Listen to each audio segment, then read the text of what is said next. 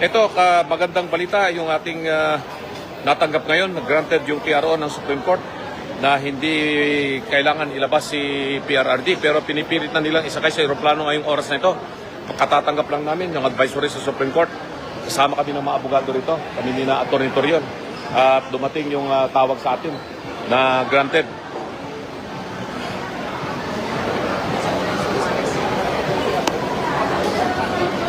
Ito, magkakasama kami ngayon. Yan, ni Atty. Torion. Papunta kami sa Supreme Court para kunin namin yung decision. Granted yung PRO. So, hindi nila may lalabas si PRRD. Pero pinilitan nilang isakay. Talagang kailangan matawagan natin. Matawagan natin yung tower para hindi pa makalipad yung aeroplano. So, yan mga kabaka, mga minamahal na kababayan Pilipino.